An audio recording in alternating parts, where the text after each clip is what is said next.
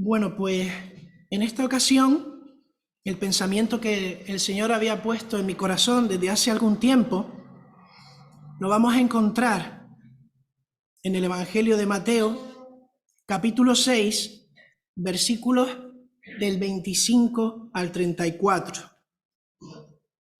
Y nos va a hablar de el afán y la ansiedad. Mateo, capítulo 6, 25 al 34.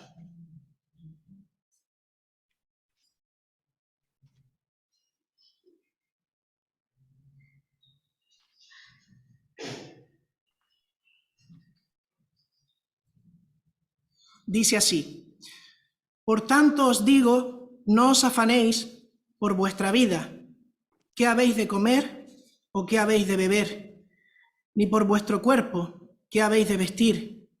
¿No es la vida más que el alimento y el cuerpo más que el vestido?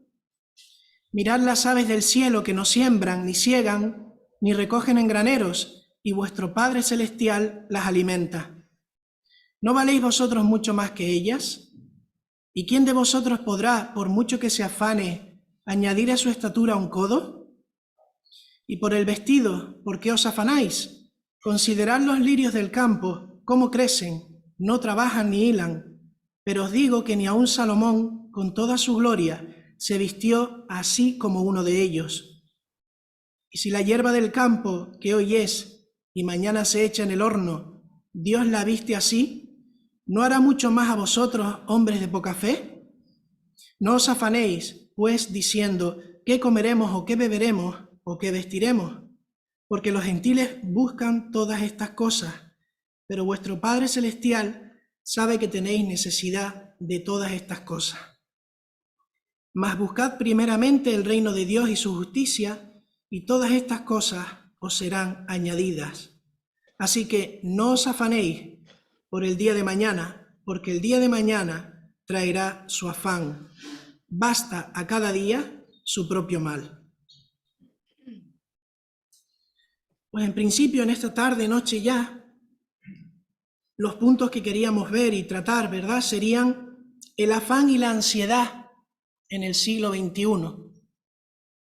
En segundo lugar, la ansiedad prohibida. Veremos un poco este término de prohibido y a quién se le prohíbe. En tercer lugar, el creyente ante la ansiedad y el afán. Y finalmente, ya a modo práctico, ¿qué recursos nos ofrece Dios para protegernos de la ansiedad y del afán? El propósito del estudio que venía a mi corazón y a mi mente era a nivel personal, pero también lo veía reflejado en conversaciones con diferentes hermanos y hermanas. Y es que tantas cosas nos producen ansiedad y nos producen afán en esta vida, y parece que ahora más que nunca. Antiguamente oíamos que venían crisis o venían pandemias cada cierto tiempo, podríamos decir cada mucho tiempo, pero últimamente, en las últimas décadas, hemos vivido, sobre todo las generaciones más jóvenes, podríamos decir, enclaustrados. Hemos vivido en casa durante mucho tiempo, hemos tenido experiencias que muchos de nosotros a lo largo del tiempo no habíamos vivido antes. Y hablamos de pandemias, de guerras, de crisis en todos los ámbitos, y todavía no empezamos una cosa y viene la siguiente. Pero mi pregunta era si nosotros como creyentes caemos en esto, nos anclamos en esto. ¿Quién entonces dará el mensaje de buenas nuevas?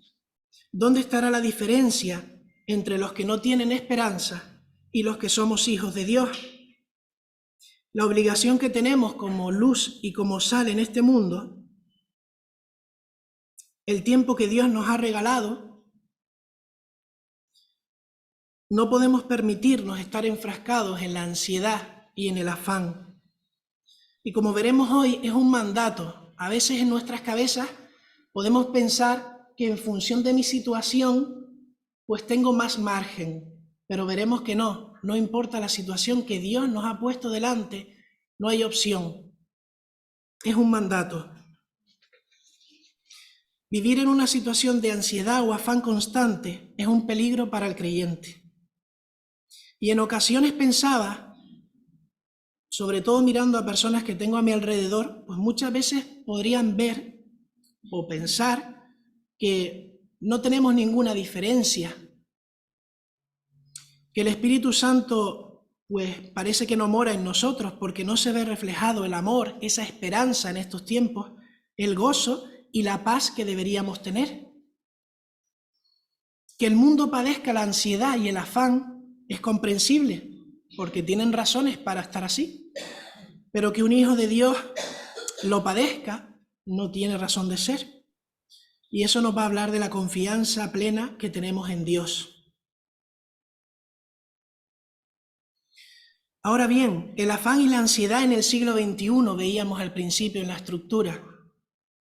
Si leemos la prensa, vemos los noticiarios, hoy pareciera que todo lo que nos rodea produce ansiedad. Y ya desde algunos años venimos escuchando el término de ansiedad crónica. Ya no solo es ansiedad puntual, es que es algo crónico, que se instala en las vidas y que no respeta ratios de edad. Antes se podía asociar a una edad concreta, pero ahora es que ansiedad puede tener un niño o una persona mayor. Y claro, podemos hablar de inseguridades de la infancia, familias desestructuradas, intentos una y otra vez de abolir los modelos de familia tradicionales, aspiraciones inconexas con la realidad, nos prometen que podemos ser cosas que no podemos ser, pero queda bien.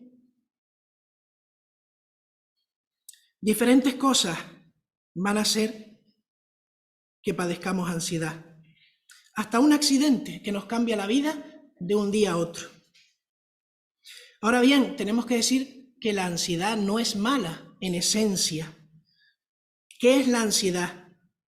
Según los estudios recientes, la ansiedad es un mecanismo adaptativo, natural, por el que el cuerpo, y en este caso nuestra mente, se ponen en un estado de alerta. Y les pongo un ejemplo muy sencillo. Si estamos frente a un precipicio, el cuerpo se va a activar y nos va a producir ansiedad. Por lo tanto, no es perjudicial, nos está avisando de que tenemos un peligro delante. Por lo tanto, hay que diferenciar bien la ansiedad de la que nos va a hablar el texto de la ansiedad que nos produce el día a día puntualmente. Actualmente se afirma que el 60% de la población padece trastorno de ansiedad generalizado. Y esto viene de la Sociedad Española de Medicina. Es mucho, el 60%, pero va en aumento. ¿Qué síntomas? Y aquí nos sorprenderemos porque algunas veces diremos, me suena haberlo padecido yo, o igual lo estoy padeciendo ahora mismo y no lo sabía. Tener una preocupación excesiva. Esos son síntomas comunes, ¿verdad? Una preocupación desproporcionada por las cosas que nos pasan en el día a día. Puede ser una señal. Pensar demasiado en los planes, las soluciones, pero sobre todo desde el punto de vista negativo. Lo que puede pasar, ¿qué pasaría si? Percibir las situaciones y las oportunidades como amenazas, como cosas malas. Ser una persona irritable. Dificultad para lidiar con situaciones de incertidumbre. Esto para el creyente va a ser muy importante. Temperamento indeciso, incapacidad para dejar a un lado una preocupación. ¿Le suena aquello de no dormir por la noche? Incapacidad para relajarse o dificultad para concentrarse. Y hay muchos más síntomas. Ahora bien, ¿qué es el afán y qué es la ansiedad? El afán es el deseo intenso que nos mueve a hacer una cosa, con empeño o con interés. Y la ansiedad es un estado mental que se caracteriza por una gran inquietud. Y aparte viene con excitación y con mucha inseguridad. Esa sería la definición que encontraríamos en un diccionario académico. Pero como siempre, cuando hablamos de la palabra, tenemos que profundizar más y contextualizar lo que estamos hablando. La ansiedad prohibida. ¿Qué nos dicen las Escrituras en este texto acerca de lo que es el afán y la ansiedad? En griego la palabra es merimna y significa una preocupación que nos divide, que nos parte en dos. Eso es el afán, eso es la ansiedad. Es lo que nos distrae la mente, lo que nos hace girar también la mente. Hay dos palabras griegas que nos comunican la idea de ansiedad. Una le va a sonar mucho y es la que leemos en Juan 14:1, cuando dice: no se turbe vuestro corazón, creéis en Dios, creed también en mí. Por lo tanto, un significado va a ser turbarse, ser sacudido o agitado. Y el otro significado, el de este texto, que vamos ahora a profundizar en él, es el de ser dividido, como veníamos diciendo. La ansiedad por las cosas que uno necesita para sustentar la vida en el día de mañana puede literalmente dividirnos en dos. ¿De qué manera? Pues muy sencillo. Yo no puedo tener ansiedad por el día de mañana y a la vez pensar y creer que Dios está por encima de todas las cosas. Es incompatible. Piénsenlo. Estás dudando de la provisión de Dios. Y esto es uno de los dilemas más frecuentes de los creyentes. La voluntad de Dios no es que sus hijos vivan en un estado de ansiedad. Este párrafo va a presentar el antídoto divino para evitar esa ansiedad.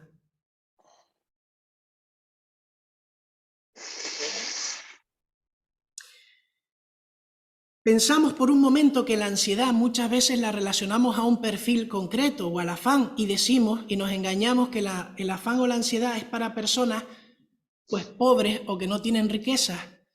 Pero ahora veremos cómo es un engaño. ¿Por qué?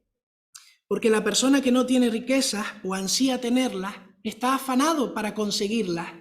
Pero en el otro extremo de la balanza está la persona que tiene riquezas y también va a estar afanado porque quiere mantenerlas y no perderlas. Por lo tanto, el perfil nos coge a todos. No hay nadie que escape. Dice Lucas 12, 17 al 21. Acompáñenme si quieren en la lectura, Lucas 12, 17 al 21. Y él pensaba dentro de sí diciendo: ¿qué haré? Porque no tengo dónde guardar mis frutos. Y dijo: esto haré, derribaré mis graneros y los edificaré mayores, y allí guardaré todos mis frutos y mis bienes. Y diré a mi alma: alma, muchos bienes tienes guardados para muchos años, repósate, come, bebe, regocíjate. Pero Dios le dijo: necio, esta noche vienen a pedirte tu alma, y lo que has provisto, ¿de quién será? Así es el que hace para sí tesoro y no es rico para con Dios. Por lo tanto, en ambos casos, pecan por su afán y ansiedad.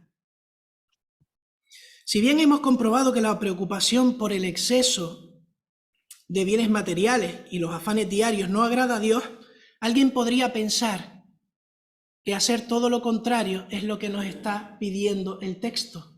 Es decir, voy a vivir una vida donde evite las responsabilidades, una vida hueca y vacía, una vida para mí, puesto que de esta manera no tendré que preocuparme por los afanes de esta vida. Es el otro extremo.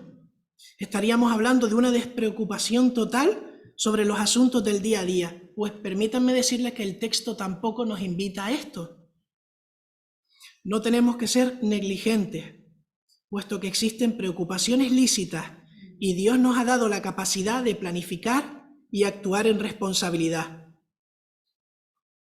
No os afanéis por vuestra vida, no os afanéis por la extensión de ella. Ponerlo todo bajo las manos de Dios. Y es importante volver al original y ver cómo se traducían estas palabras en otras versiones bíblicas para entender el contexto. Las versiones antiguas inglesas, algunas de ellas decían directamente: no penséis en el mañana. Y parece extraño, pero estas fueron las primeras versiones. Hablamos de Wycliffe, donde también en Reina Valera diría: no os afanéis por vuestra vida. Pero otros traductores en 1960, Tyndall, Cranmer y la Biblia de Ginebra, nos dice directamente: no tengáis cuidado por vuestra vida. No tengáis cuidado por vuestra vida. Usaban la expresión en el sentido literal y eran mucho más acertadas estas versiones. Aquí Jesús no aboga por una actitud descuidada, como veíamos antes, imprevisora, que no planifica. De eso no nos está hablando. Versículo 25. Por tanto os digo, no os afanéis por vuestra vida, qué habéis de comer o qué habéis de beber, ni por vuestro cuerpo, qué habéis de vestir. ¿No es la vida más que el alimento y el cuerpo más que el vestido? Según J.F. Brown, se está condenando aquí la ansiedad que tiene que ver con la incredulidad y la desconfianza. Lo que se esconde detrás de esto es la incredulidad y la desconfianza. William Barclay llamaría la ansiedad prohibida para el creyente, porque no es puntual, no es una cosa puntual por una situación que hemos pasado, es una ansiedad que se instala en el corazón. El versículo nos va a hablar en líneas generales que Jesús va a prohibir esta ansiedad. Luego va a señalar su causa, destacando varias razones en contra de ella, y termina declarando el principio general que debe guiar a los siervos de Dios, la salida a este problema. Aparece, fíjense si es importante, en 3 ocasiones en estos 10 versículos, y todas como un mandato, como algo enfático. No da opciones a interpretaciones, no dice que dependa de tus circunstancias, no dice qué edad tienes para llevar a cabo esto, tampoco la economía que tienes, el tipo de familia o demás aspectos. Es la voluntad de Dios que ningún creyente se instale en la ansiedad, y mucho menos por el sustento de nuestras vidas. El creyente ante la ansiedad y el afán. ¿Qué nos enseñan estos versículos? Pues miren, en primer lugar, en el versículo 25, vamos a ver que Dios es el Dios de la vida. Y si Él nos dio la vida, no debemos dudar de confiar en Él para las cosas más pequeñas. Si ha obrado el milagro de darnos una vida, ¿cómo no va a obrar el milagro de mantener esa vida? De darnos el alimento, el sustento y lo necesario. Dios nos dio cuerpos, seguramente podremos confiar en que Él nos va a dar el vestido.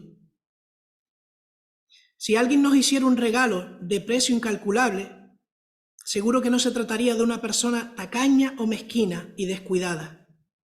Así que nuestro primer argumento es que si Dios nos ha dado la vida, podemos confiar en que Él nos dará las cosas necesarias para mantenerla. Versículo 26. Mirad las aves del cielo que no siembran ni siegan, ni recogen en graneros, y vuestro Padre Celestial las alimenta. ¿No valéis vosotros mucho más que ellas? En esta ocasión Jesús ahora habla de los pájaros, y dicen que no viven con ansiedad, no intentan amontonar recursos. Y lo curioso es que investigando sobre, por ejemplo, los gorriones, llevábamos a la conclusión de que no está diciendo que los pájaros no trabajen. De hecho, los gorriones son una de las especies que más trabajan para conseguir el alimento día a día. Por lo tanto, no es que no trabajen, es que no tienen que preocuparse, no están preocupados. Se ha dicho que nadie trabaja tanto como un gorrión para ganarse la vida. Por lo tanto, la lección que quiere enseñarnos es que los pájaros no se preocupan. No se puede encontrar en ellos, por mucho que busquemos, el estrés del día a día que nos quiere imponer este mundo y su estructura.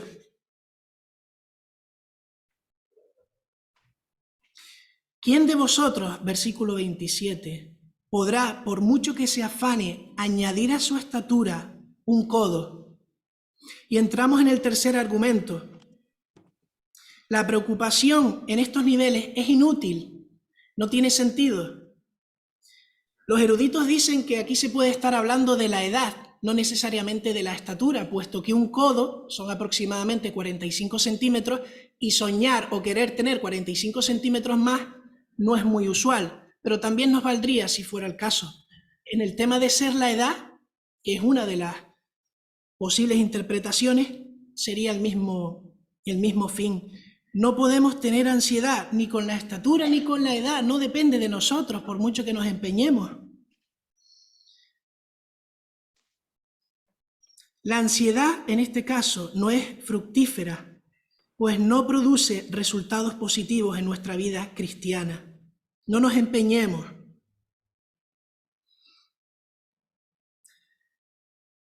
Leía también en esta semana, investigando sobre el tema, que las dos enfermedades típicas que padecemos en esta etapa moderna, como así la llaman, en nuestros días, es la úlcera de estómago y la trombosis coronaria. Y una de las causas que está de fondo es el estrés, es el cúmulo y la ansiedad que nos produce el día a día. La preocupación que desgasta la mente, pero también el cuerpo, que afecta al juicio de las personas. ¿O es que no lo hemos notado por la mañana? Las personas parecen que ya están con un humor y así termina el día. Versículo 28, 29 y 30. Y por el vestido, ¿por qué os afanáis? Considerad los lirios del campo, cómo crecen, no trabajan ni hilan, pero os digo que ni aun Salomón con toda su gloria se vistió así como uno de ellos. Y si la hierba del campo que hoy es, mañana se echa en el horno, Dios la viste así. Ahora Jesús pasa a hablarnos de las flores y habla como uno que ama las flores. Los lirios del campo eran habitualmente en la zona de Palestina amapolas y anémonas, y eran lo que vestían los caminos, eran las flores de las laderas de Palestina, y sin embargo tenían una breve vida como cualquier flor, pero tenían una belleza que superaba los mantos de un rey. Y el detalle es el siguiente: los hornos de Palestina se hacían con arcilla, como una especie de caja, y unos ladrillos que la sostenían. Y para calentarlo muchas veces, cuando se quería subir la temperatura de forma rápida, pues se iban a echar esos manojos de hierbas y de flores silvestres dentro del horno y así prender fuego. Las flores no tenían más que un día de vida y luego se les prendía fuego para ayudar, podría ser, a una mujer a calentar el horno en aquella época. Y sin embargo, Dios las viste con una belleza que está más allá de la capacidad humana de crear algo tan bello. Y es tan efímero que se pierde en un instante. Si Dios le da tal belleza a una florecilla efímera, ¿cuánto más tendrá cuidado de nosotros?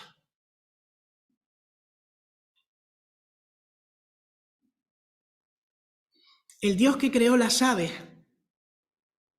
se ocupa de proveer el sustento para nuestra vida, y es el mismo que creó las plantas. Versículo 30.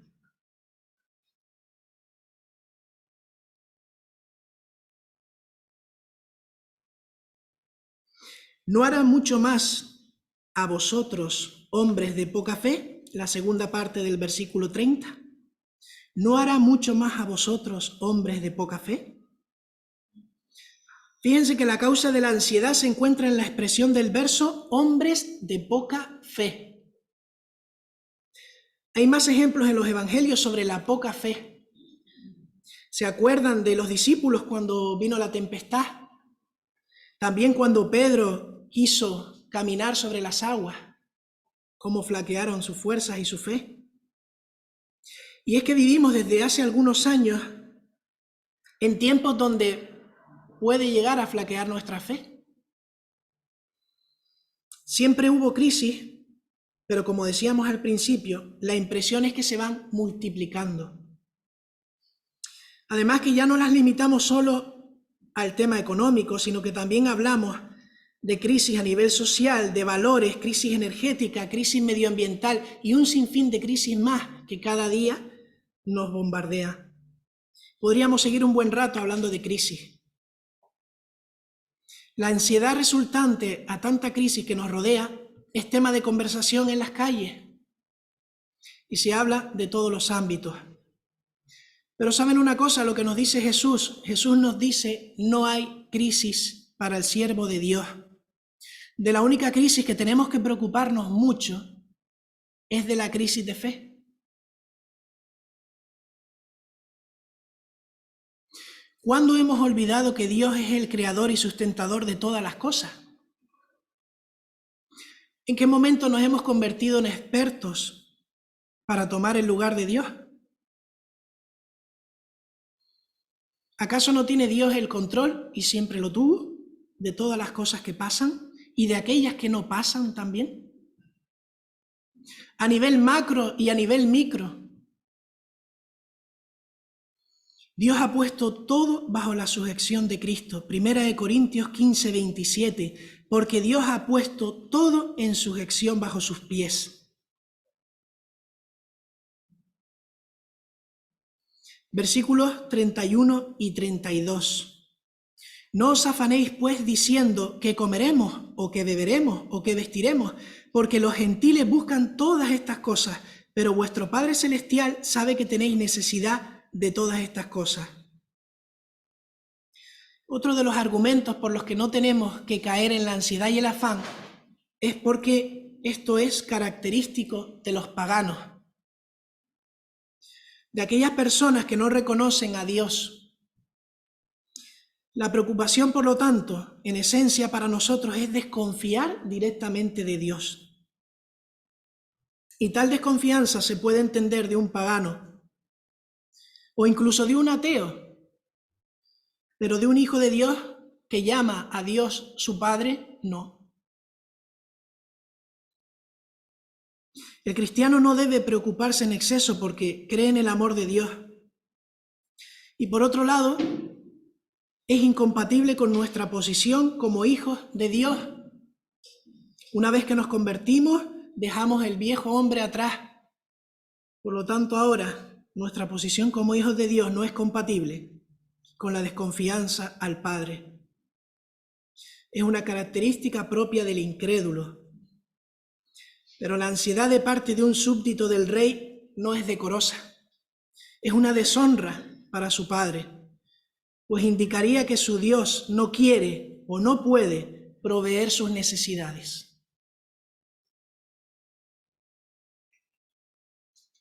Como dice Isaías 26:3, tú guardarás en perfecta paz a aquel cuyo pensamiento en ti persevera, porque en ti ha confiado.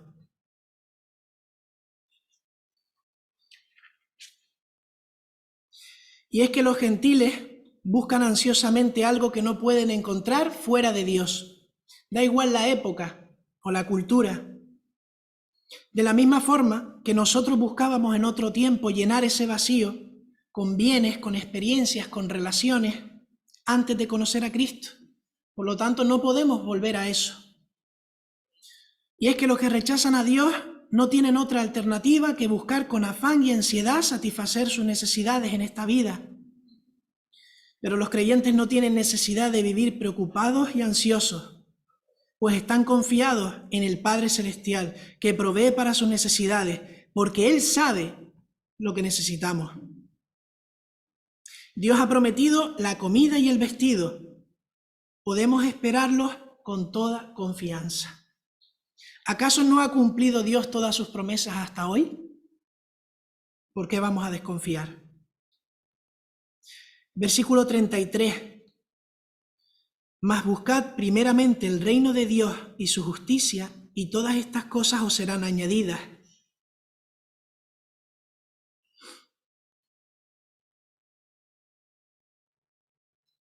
Preocupémonos por la eternidad. Algunos eruditos dicen que este es el versículo clave de los 10 versículos que hemos leído, y otros van más allá y dicen que es el versículo clave del Sermón del Monte. Yo no sé si será el versículo clave, pero sí que es un versículo clave.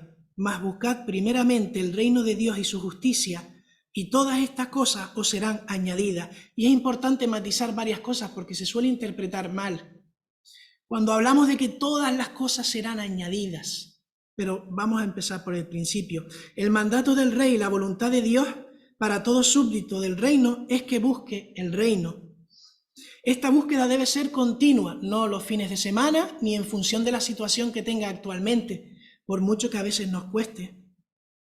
pues es un imperativo del rey. Debe ser una búsqueda celosa. El verbo que se utiliza aquí en griego significa desear con pasión, perseguir con celo, procurar de corazón o incluso buscar con afán. La búsqueda debe ser concentrada en el reino de Dios. Debe ser prioritaria. Nuestra tarea número 1 debería ser poner todas las cosas delante de la mesa y priorizar. Después de hacer esta lista y priorizar y saber cuál es lo más importante, la primera tarea, después de ordenar nuestras vidas y nuestras áreas en nuestras vidas, tenemos que actuar. La promesa del rey dice, todas estas cosas os serán añadidas. Ese es el antídoto para eliminar la ansiedad. ¿Qué tenemos que hacer por nuestra parte? Someternos incondicionalmente a Dios y buscar su voluntad. Por otra parte, Dios se va a encargar, como Él promete, de proveer todo lo que sea esencial para que nosotros cumplamos su voluntad. No todo lo que sea esencial para que yo sea feliz, o no todo lo que sea esencial dentro de mi lista de cosas que quiero conseguir, sino todo lo esencial para cumplir su voluntad. De tal manera que el siervo puede gozarse en las tribulaciones, porque Dios le va a dar lo necesario para pasar por las tribulaciones. Pero en todo momento tendremos lo suficiente. No va a proveer todas las cosas, ni todo lo que deseamos, sino todas esas cosas. ¿Qué cosas? Pues se refiere concretamente, en este caso, partiendo de la comida y la ropa, hablando de lo que necesitamos. Y también es necesario observar que hay que equilibrar las promesas de nuestro Dios. Si leemos Mateo 10, del 34 al 39, veremos que el Señor también nos va a decir que la vida cristiana y de discipulado tiene que pasar por el sacrificio, por la privación y aún también por llevar nuestra cruz. Dice Mateo 10, 34 al 39, no penséis que vine a traer paz a la tierra, no vine a traer paz sino espada, porque vine a poner al hombre contra su padre, a la hija contra su madre y a la nuera contra su suegra, y los enemigos del hombre serán los de su misma casa. El que ama al padre o a la madre más que a mí, no es digno de mí, y el que ama al hijo o a la hija más que a mí, no es digno de mí. Y el que no toma su cruz y sigue en pos de mí, no es digno de mí. El que ha hallado su vida la perderá, y el que ha perdido su vida por mi causa la hallará. Por lo tanto, hay que equilibrar las promesas del Señor, que muchas veces escuchamos en distintas iglesias, si se pueden llamar así, que solo cuentan la parte o la cara de la moneda que interesa para tener las iglesias abarrotadas. Pero la segunda parte, tan importante como la primera, es que va a requerir seguir a Cristo, sacrificio, privación y llevar nuestra cruz. La palabra de Dios es clara y avisa del costo de ser discípulo de Cristo. Versículo 34. Así que no os afanéis por el día de mañana, porque el día de mañana traerá su afán. Basta cada día su propio mal. Y aquí podríamos hablar de que muchas veces nos cargamos el doble de lo necesario, porque cada día tiene su propia carga y su propia preocupación, y estamos pensando en mañana sin saber lo que va a acontecer mañana. Y que nos digan si no pesa, ¿verdad?, esa carga cuando hemos pasado por momentos difíciles. ¿Por qué nos ponemos más carga todavía? Pero no somos llamados, según este texto, a permanecer en ese estado. Dios nos va a proporcionar herramientas para salir con mayor vigor de las dificultades. Y además, como hemos dicho, no es una opción, es un mandato. La preocupación desmedida es ciega. Podemos perder de vista el por qué estamos aquí y lo que tenemos que hacer cuando nos metemos de lleno en la preocupación y nos dejamos ahogar en los afanes de este mundo. Dejamos de ver la mano de Dios obrando en las cosas pequeñas, en el día a día, en nuestra vida. Y de esa forma vamos adquiriendo una especie de cataratas espirituales. Ya no vemos la mano de Dios actuando alrededor nuestra. Pero muchas veces es la ansiedad y el afán lo que nos está envolviendo. Jesús nos invita de manera sencilla a fijarnos en los pájaros y a fijarnos también en la naturaleza, cómo tienen todo lo que necesitan y no se preocupan. Dice Matthew Henry, no os afanéis por el futuro, cómo viviréis el año que viene, o cuando estéis mayores, o qué dejaréis detrás de ustedes a los que sigan. De la misma manera que no nos jactamos del mañana, tampoco debemos preocuparnos del mañana. La conclusión de todo esto es que se hará la voluntad de Dios y nosotros tenemos que hacerla. Y llegados a este punto me preguntaba qué recursos tenemos, porque a veces la teoría es muy clara y muy fácil, pero en la práctica, cuando estamos en esa situación difícil de ansiedad, de afán, las cosas se complican. ¿Qué recursos nos ofrece Dios para protegernos? Porque nosotros no tenemos ningún recurso propio. Nosotros no tenemos nada. Si no es por Dios que nos ofrece estos recursos, no podríamos salir. Y el texto clave que hemos visto es el versículo 33.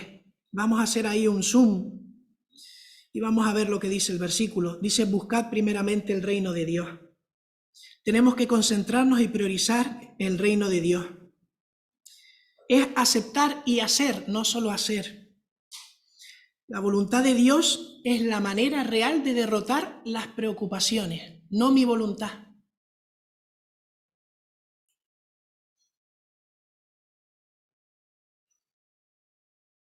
Vamos a ver qué herramientas nos da Dios para estas situaciones. En primer lugar, orad sin cesar. Primera de Tesalonicenses 5:17. Orar a Dios, incluso aunque Él sepa lo que necesitamos. Porque Dios ya sabe, como dice el texto, nuestras necesidades, pero aún así Él quiere que hablemos con Él y le pidamos las cosas que necesitamos. El hecho de que vuestro Padre sepa de qué cosas tenéis necesidad antes de que las pidáis no significa que no debamos expresarlas a nuestro Rey. El contrario es lo que tenemos que hacer. Tenemos que orar a Dios porque Él sabe lo que necesitamos. Otra de las cosas que tienen que ver con la oración. Filipenses 4, del 6 al 7. Por nada estéis afanosos, sino sean conocidas vuestras peticiones delante de Dios en toda oración y ruego con acción de gracias. Y entonces la paz de Dios, que sobrepasa todo entendimiento, guardará vuestros corazones y vuestros pensamientos en Cristo Jesús. Sean conocidas vuestras peticiones delante de Dios. Y qué importante es, porque no solemos asociar nuestra tranquilidad mental, espiritual y física cuando hablamos con el Señor. Pero aquí nos está diciendo que la paz de Dios, que sobrepasa todo entendimiento, guardará nuestros corazones y nuestros pensamientos en Cristo.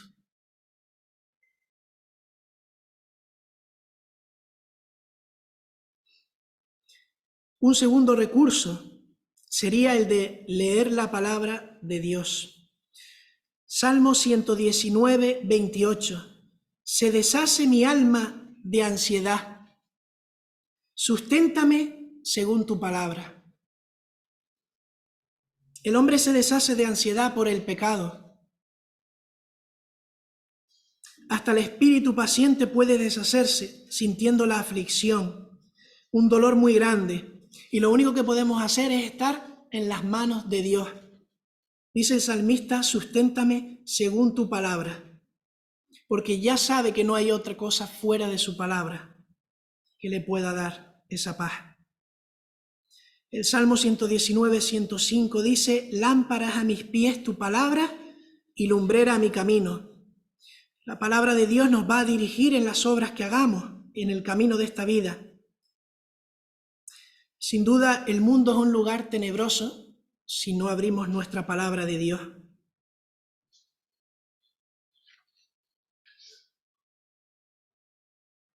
Hebreos 4:12, porque la palabra de Dios es viva y eficaz y más cortante que toda espada de dos filos, y penetra hasta partir el alma y el espíritu, las coyunturas y los tuétanos, y discierne los pensamientos y las intenciones del corazón.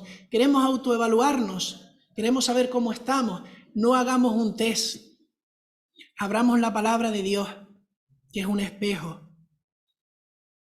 Es la palabra de Dios la que es viva y eficaz, la que va a discernir.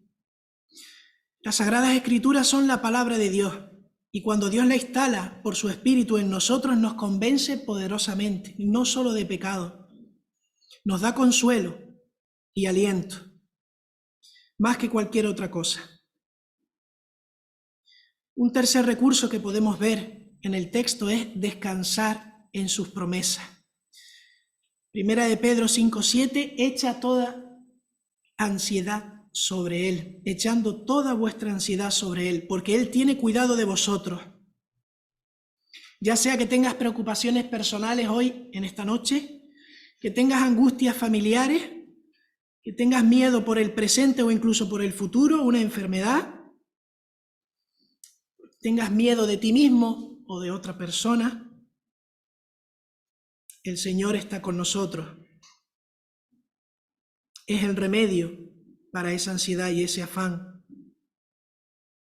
La creencia firme de que la voluntad y los consejos divinos son correctos calma el espíritu del hombre. Como decíamos antes, ¿no nos dará Él lo mejor, lo que es bueno para nosotros? El Salmo 55:22 dice, echa sobre Jehová tu carga, y Él te sustentará. No dejará para siempre caído al justo. Y esto es una invitación a reflexionar sobre nuestra actitud. Como decíamos antes, en etapas difíciles podemos tener un traspiés,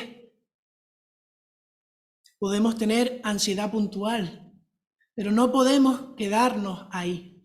El Señor nos dice, no dejará para siempre caído al justo. Echa sobre Jehová tu carga. ¿Estamos echando sobre Jehová nuestra carga? ¿O pensamos que no hace falta? Que nosotros podemos hasta que explotemos.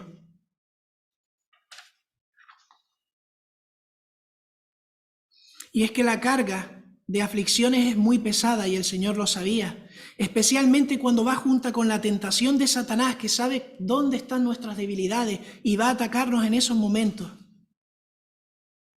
El único alivio en ese momento es mirar a Cristo, que ya llevó nuestra carga.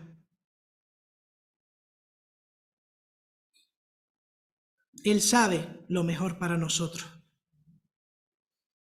Otro de los recursos que tenemos es recordar que Él, como dice Salmos 37, 3 al 5, quiere concedernos las peticiones de nuestro corazón. Dice Salmos 37, 3 al 5, confía en Jehová y haz el bien, y habitarás en la tierra y te apacentarás de la verdad. Deleítate a sí mismo en Jehová y Él te concederá las peticiones de tu corazón. Encomienda a Jehová tu camino y confía en Él y Él hará. Pero a la vez que hacemos esto, hay un camino alternativo al cual tenemos que alejarnos, tenemos que huir, y es el camino de los afanes de este mundo. Lucas 21:34 dice, mirad también por vosotros mismos que vuestros corazones no se carguen de glotonería y embriaguez y de los afanes de esta vida, y venga de repente sobre vosotros aquel día. El mundo llama con mucha fuerza. Marcos 4:19, pero los afanes de este siglo, el engaño de las riquezas y las codicias de otras cosas entran y ahogan la palabra y se hace infructuosa. Tenemos que tener cuidado, es una advertencia cuando escuchamos la palabra, a no seguidamente, y muchas veces nos pasa en ese mismo día, meternos de lleno en los afanes de este mundo, en las cosas que nos rodean, y perder el mensaje que nos llevamos.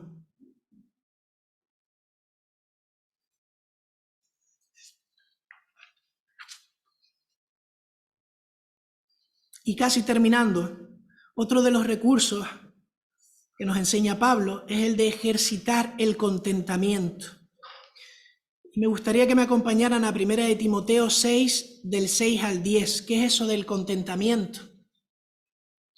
Pero gran ganancia es la piedad acompañada de contentamiento, porque nada hemos traído a este mundo y sin duda nada podremos sacar. Así que teniendo sustento y abrigo, estemos contentos con esto, porque los que quieren enriquecerse caen en tentación y lazo, y en muchas codicias necias y dañosas, que hunden a los hombres en destrucción y perdición. Porque raíz de todos los males es el amor al dinero, el cual, codiciando algunos, se extraviaron de la fe y fueron traspasados de muchos dolores. ¿Saben lo bueno del contentamiento? Que es una cualidad que se puede desarrollar con la práctica. No es que yo nazca con un porcentaje de contentamiento y mi hermano nazca con otro, y entonces me excuse y diga que no tengo esa capacidad. Estamos llamados a ejercitarla, y esta nos va a ayudar a someternos más todavía a la voluntad de Dios, a darle sentido a lo que estemos pasando y a tener confianza y paz en Él. Fíjense en Filipenses 4, 11 al 13 lo que nos dice. No que hable porque tenga escasez, pues he aprendido, por lo tanto no lo tenía antes, he aprendido a contentarme cualquiera que sea mi situación. Sé vivir en pobreza, sé vivir en prosperidad. En todo y por todo he aprendido, nuevamente, he aprendido el secreto tanto de estar saciado como de tener hambre, de tener abundancia como de sufrir necesidad. Todo lo puedo en Cristo que me fortalece. Otro de los versículos también mal interpretados, porque muchas veces pensamos que podemos hacer todo porque Cristo está con nosotros, pero acabamos de leer que sé aguantar todas las situaciones porque las he aprendido en el contentamiento y por lo tanto en Cristo puedo hacer lo que Él me fortalece.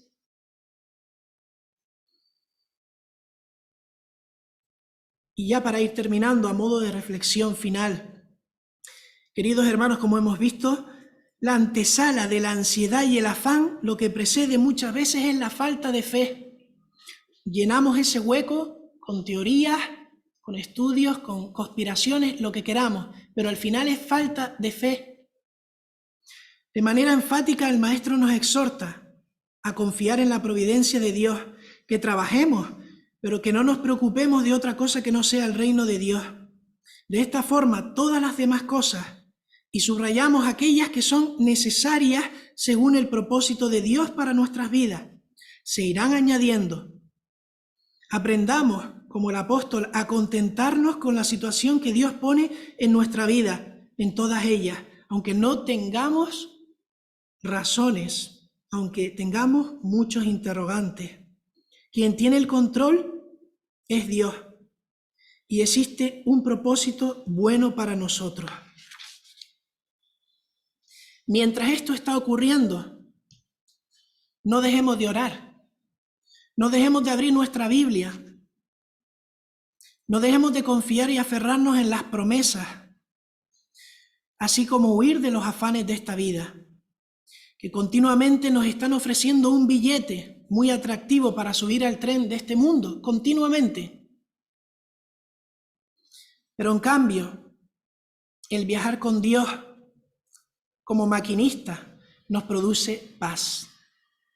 Y el viaje es grato, nos cambia el sentido de la vida, puesto que mientras el viaje de los que no aman a Dios es un viaje con trayecto a la muerte, nuestro viaje es con un trayecto a la vida en abundancia.